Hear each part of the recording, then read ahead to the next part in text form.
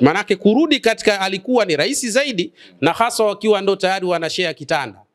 Inawezekana kukawa na istibdal, mabadiliko sasa. Mwanamume huyo ndo akawa mwanamke mwenyewe na mwanamke akawa ndo mwanaume mwenyewe. Hii ni hatari sana katika hali za. Ndio maana tunasema wamekaa katika sehemu ya tuhuma. Ingekuwa huyu tomboy amekwenda kuolewa na mtu ambaye hajawahi kuwa shoga, tungekuwa na uhakika labda inawezekana amebadilika kweli. Au ingekuwa na huyu shoga ambaye amekwenda kumooa mtu ambaye hajawahi kuwa tomboy, tungesema inawezekana kukaa kuna mabadiliko ya kweli. Lakini shoga kamooa tomboy, alafu kuna mabadiliko hapa. Mimi naona kama kuna sehemu ya tuhuma.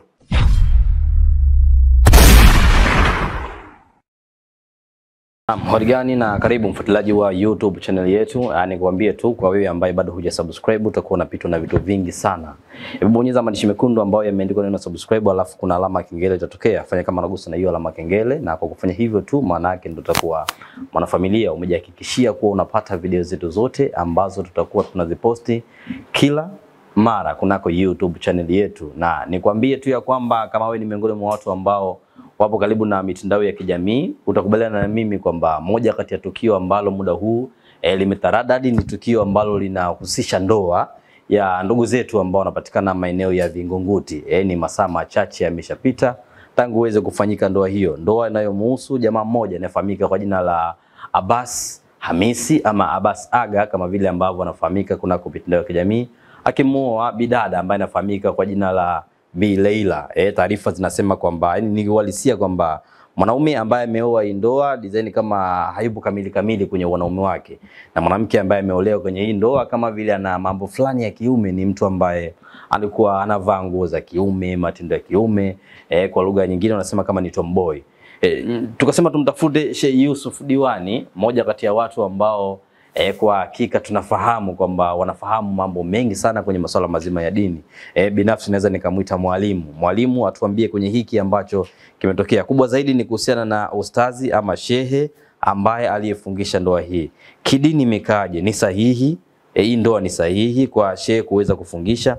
Na kiujumla anaweza akatuambia chochote ikawa kama elimu kwetu kuhusiana na hili ambalo limetokea. Sheikh Diwani, assalamu alaikum wa rahmatullahi wa barakatuh. Wa alaikumus salam wa rahmatullahi wa barakatuh. Naam, ni bila shaka umeona kile ambacho kimetokea masaa machache kutoka sasa, ndoa iliyofanyika maeneo ya Vingunguti. Kiujumla nikasema tuje tuzungumze, utuambie kidini hili limekaaje, kuanzia shehe ambaye amefungisha na kwa ujumla, na kauli yako ni ipi? Tuanzie hapa. Mara ya kwanza unaona ile video, kipi ambacho kilikuingia kichwani mwako? Sawa. Jambo la kwanza, mimi nilipoona ile video nilitazama nikawa sijui yule anayeoa ni mwanamke au ni mwanamume. Maana ukitazama tu ile appearance yake inashangaza, yani haieleweki. Lakini ndio hivyo kaozeshwa. Subhanallah. Unajua, lakini baada ya hapo sasa katika kusikiliza baadhi ya interview nikafahamu kwa mujibu wake muoaji anasema alikuwa shoga. Na kaamua kuacha ushoga, ndio maana ameamua kuoa. Lakini katika kusikiliza pia hizo interview unapata kufahamu mwanamke ambaye anayekwenda kumuoa naye ni tomboy. Sasa hapa panatia ukakasi kidogo.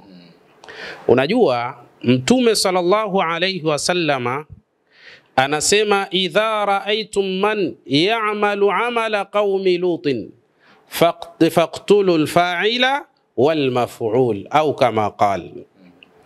Anasema bwana Mtume Muhammadin sallallahu alayhi wasallama, mkimuona mtu anafanya vitendo vile ambavyo anavyofanya qaumu luti, basi huyu mtu auawe anayefanya na anayefanyiwa, wote wawili waualiwe mbali. Kwa nini? Sababu ya kufanya hivi ni kuhifadhi murua, yani ule uungwana wa kibinadamu. Kwa sababu kama wataachwa hawa waendelee katika majambo ya namna hiyo, maana yake na wengine wataona kama hili ni tukio la kawaida tu, wataiga, matokeo yake taifa litaharibika na dunia itavurugika kwa sababu ya matendo hayo. Sasa kwa mujibu tu wa haya maneno ya Bwana Mtume Muhammad, inaonyesha dhahiri kabisa hawa watu wanaofanya matendo haya hawafai kuwepo, kwa sababu kuna hatari kubwa katika umma, kuna hatari kubwa katika jamii. Sasa mtu huyu ikiwa kama matendo yake ameyafanya na yamejulikana na yeye akawa anajulikana ni mtu wa aina fulani, alafu anakwenda kwa shekhe, na wewe shekhe unasema ninakuozesha binti yangu kwa mahari mliokubaliana, wewe inakuwaje haya mambo? Huyu mtu hafai.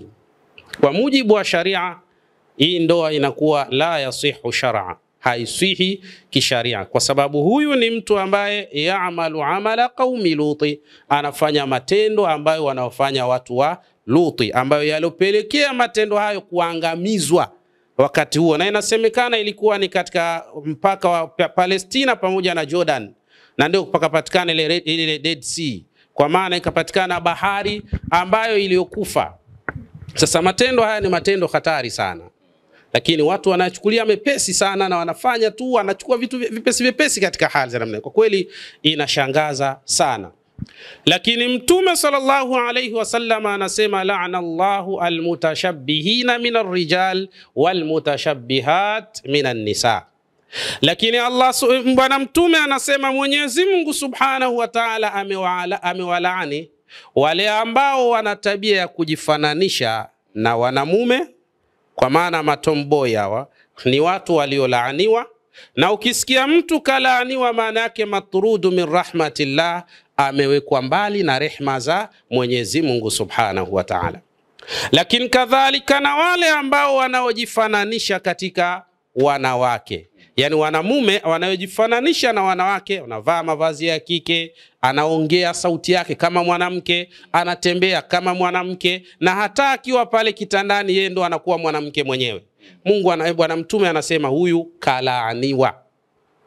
Lakini kadhalika na wale ambao pia wanaojifananisha na wanamume katika wanawake, anavaa mavazi ya kiume, akiongea anakaza sauti kama mwanamume, akitembea anatembea kama mwanamume, na pale kitandani anafanya kama anavyofanya mwanamume. Hii hali ya namna hii, Mtume anasema mtu wa namna hii mal'unu shar'an, amelaaniwa kisharia katika hali za namna hii.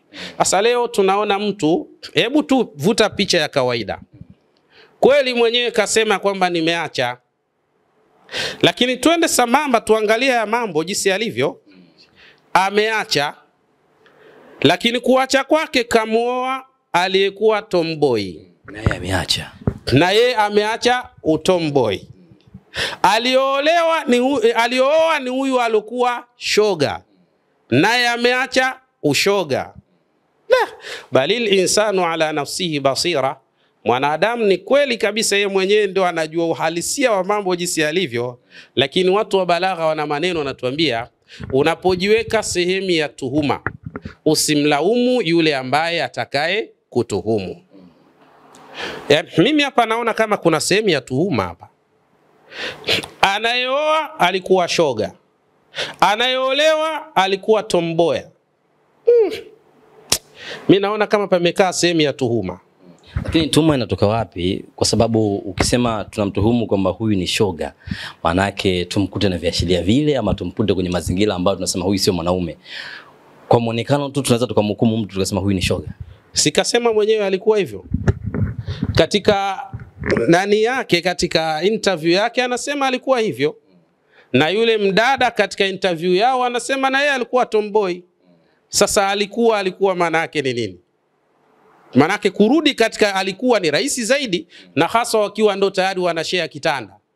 Inawezekana kukawa na istibdal, mabadiliko. Sasa mwanamume huyo ndo akawa mwanamke mwenyewe na mwanamke akawa ndo mwanaume mwenyewe. Hii ni hatari sana katika hali za. Ndio maana tunasema wamekaa katika sehemu ya tuhuma. Ingekuwa huyu tomboy amekwenda kuolewa na mtu ambaye hajawahi kuwa shoga, tungekuwa na uhakika labda inawezekana amebadilika kweli. Au ingekuwa na huyu shoga ambaye amekwenda kumooa mtu ambaye hajawahi kuwa tomboy, tungesema inawezekana kwa kuna mabadiliko ya kweli. Lakini shoga kamooa tomboy, alafu kuna mabadiliko hapa. Mimi naona kama kuna sehemu ya tuhuma.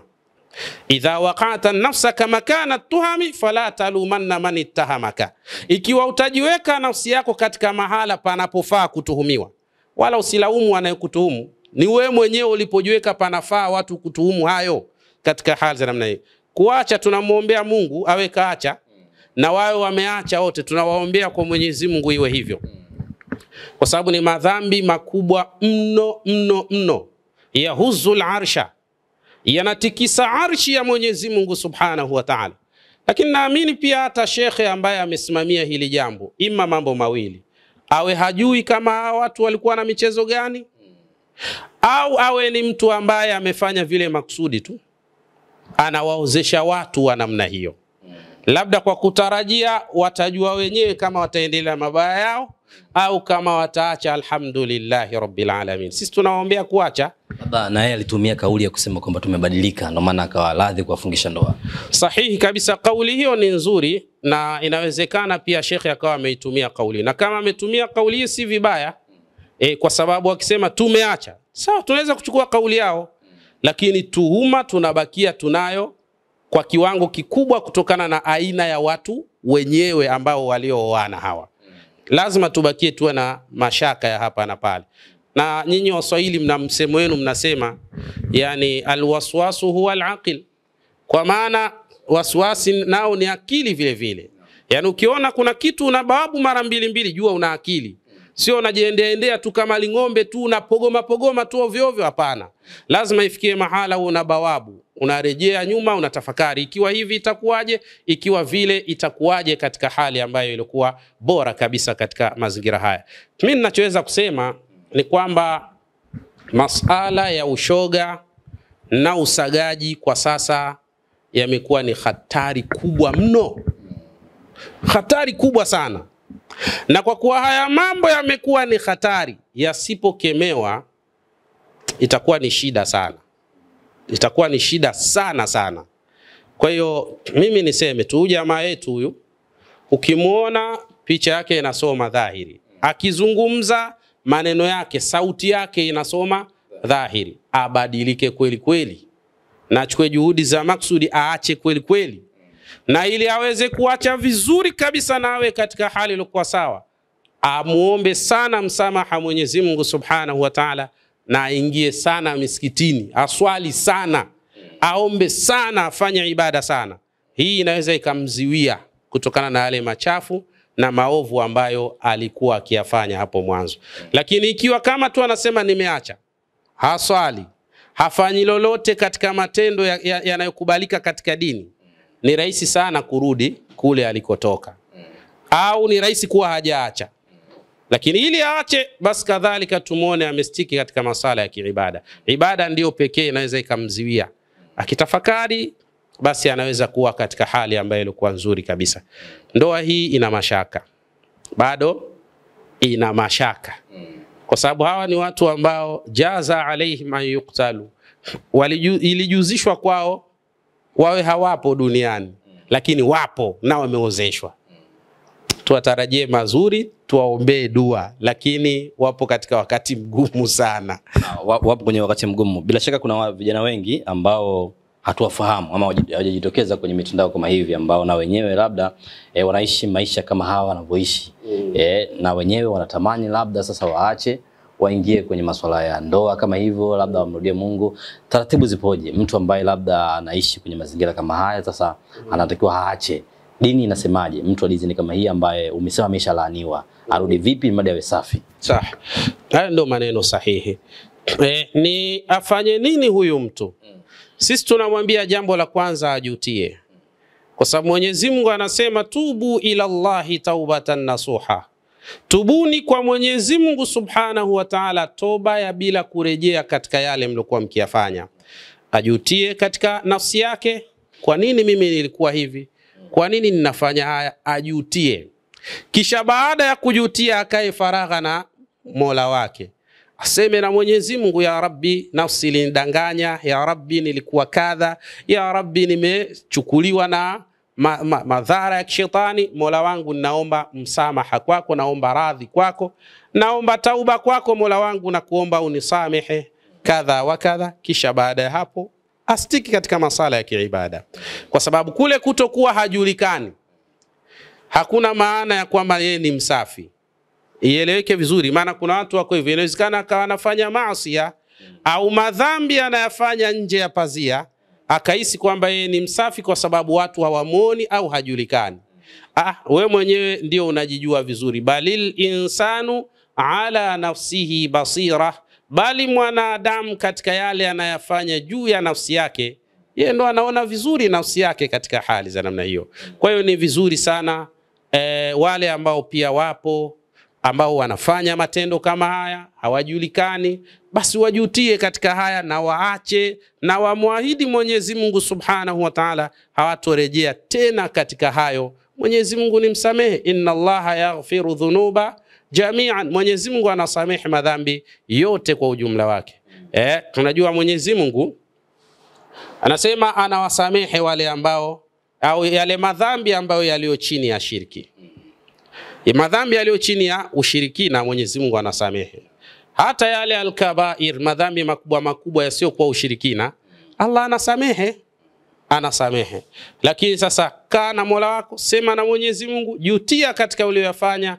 Bila shaka Allah Subhanahu wa Ta'ala yaghfiru dhunuba jami'an, Mwenyezi Mungu Subhanahu wa Ta'ala anasamehe madhambi yote kwa ujumla wake.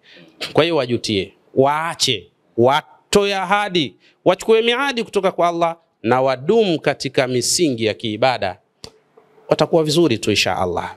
Naam. Kumekuwa na kundi la watu wengi sana kama wanawalaumu hivi. Wanasema wameshasema hakuna ndoa, lakini mwanaume gani sio nini na nini, kama vile hawajaridhia kitendo cha huyu mtu kubadilika. Kauli yako ni ipi labda hawa watu ambao wanasema vibaya pengine? Hawa watu wako sahihi kutokana na mfumo wa watu wanavyoonekana. Ndio maana nikasema na ninarudia tena, ukijiweka mahala pa tuhuma, usimlaumu yule ambaye atakaye kutuhumu. Jilaumu wewe mwenyewe, kwa nini nimejiweka mahala hapa panapowajibisha mimi kuweza kutuhumiwa? Jilaumu wewe mwenyewe. Hawa watu wanasema kwa kile wanachokiona. Na jamii nyingi inapotea na kuharibiwa na watu wa staili hizo. Kwa hiyo watu lazima wawe wakali, waone mambo gani tena haya. Na mimi naamini kabisa katika mazingira haya, hata shekhe ambaye alofungisha hii ndoa, neno ni moja tu, hilo tu kwamba tumeacha. Bas, isingekuwa hilo hata shekhe huyo asingeshughulika sana wao. Mimi naamini hivyo. Hakuna shekhe anaweza kuwa mpuuzi au mjinga kwa kiwango hichi. Hakuna. Kwa hiyo inshallah, kwa kweli hali inatisha. Hao wanaosema hivyo ni kile wanachokiona katika mtazamo wa nje. Unajua kisheria, naam, mtu kakiri ya kwamba yeye alikuwa ni shoga, lakini huyo anayemuoa ni tomboy. Sasa wewe unafikiria hapo kuna nini tena ndugu yangu? Huu mtihani mkubwa. Kwa hiyo ukijiweka mahala pa tuhuma, usimlaumu yule ambaye atakaye kutuhumu. Huo ndio uhalisia na mambo jinsi yalivyo. Kikubwa zaidi ndugu yangu ni kumwomba Mwenyezi Mungu awaepushe vizazi vyetu, ndugu zetu na jamaa zetu katika mabalaa haya. Haya ni mabalaa makubwa sana. Kuacha kunahitaji moyo kweli kweli katika hayo mambo. Sio kusema tu mimi nimeacha, alafu matendo yanaendelea yale yale bidhahiril ghaibi, nyuma ya pazia. Kuna maana sasa katika hali za namna hiyo. Kwa hiyo biidhnillah Subhanahu wa Ta'ala, mimi ninachoweza kusema tuwaombee dua tu, lakini mahala walipokaa pagumu. Ukweli uko hivyo, pagumu. Shoga kumuoa tomboy alafu kusema tumeacha ile michezo, ni sawa na umchukue kondoo alafu mweke na mbwa mwitu, alafu mwambie yule kondoo, anakuambia mbwa mwitu anakuambia siku hizi nimeacha kula kondoo. Siri kabisa, mimi nimetubu. Na unaamini kabisa katubu kweli huyo. Kuna siku moja utarudi kwenye zizi utalia. Kuna sehemu lakini amesema pale sasa hivi wanatarajia kupata mtoto. Mkewe mama Kijacho kwa muda huu, kauli hii ya kusema kwamba akikaa kitandani na mkewe wanaume wake anakuwa ni mwanaume, haiwezi kuwa ni taa nyekundu kusema kwamba kweli wameacha, anafanya vizuri kwenye wanaume wake na mwanamke anafanya vizuri kwenye mwanamke wake? Sahihi kabisa, mambo yako hivi. Yani kuna wakati mtu anaweza kuwa almutashabbihu bin nisai, yani ni mtu ambaye yeye ni shoga, almukhannithu, lakini anakuwa ni shoga wa hali ya namna hii. Yani kama jinsi tu alivyo mwanajeshi namna anavyokuwa, anaua na anauawa. Ndivyo jinsi alivyo. Kuna wengine wako hivyo. Anaweza kufanya na anaweza kufanyiwa. Kwa hiyo wala hiyo sio hoja ya msingi kusema labda tomboy naye kapata ujauzito. Sio hoja ya msingi. Inawezekana anafanya na anafanyiwa. Tunaomba tu Mungu awanusuru na hayo mabalaa.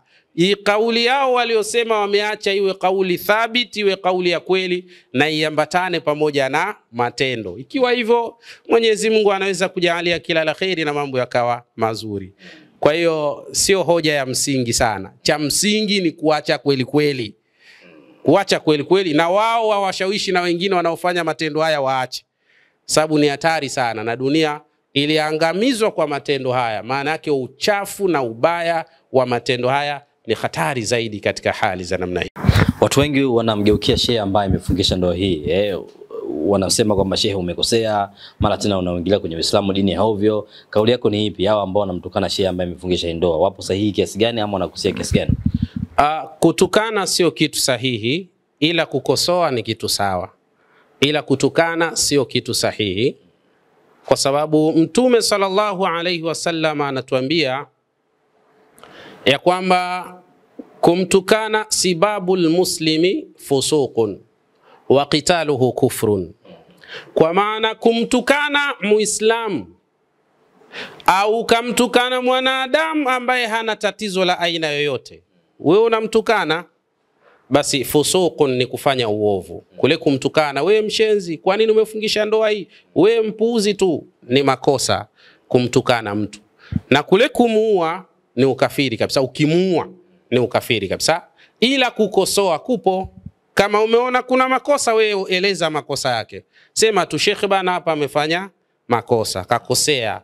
Watu hawafai katika suala hili. Usianze na matusi ukaanza kutukana, kwa sababu tabia za Kiislamu, tabia za Waislamu ni husnul khuluqi, ni tabia njema, sio kauli chafu, maneno machafu, matusi na nini. Wewe unakuwa Muislamu gani sasa unaitukana tukana? Kwa mimi sioni kama ni sawa kwa watu ambao wanayemtukana huyu shekhe aliyofungisha ndoa. Bali sikatai kukosoa. Kama kuna mahala ambapo wanaona kakosea, wakosoe kwa lugha nzuri tu, lugha ya nidhamu na heshima. Ni jambo bora kufanya hivyo kuliko kutukana matusi makubwa makubwa. Tena wengine hawana haya bwana, anatukana mtu tusi mpaka unamshangaa, hivi huyu kweli ni mtu anajielewa kweli? Lakini ndio hivyo. Wapo hivyo katika mazingira kama haya. Kwa hiyo kumtukana shekhe haifai. Bali cha msingi tumkosoe tu kwa kumwambia bana umekosea, kama tunaona kuna mahala akakosea. Kwa sababu mimi naamini kabisa huyu shekhe anaweza kuingia kwenye tuhuma kwa moja kati ya mambo mawili. Ima akiwa anajua wazi wazi wale watu ni watu wa namna gani, alafu na yeye akawafungisha ndoa, kutakuwa na shida.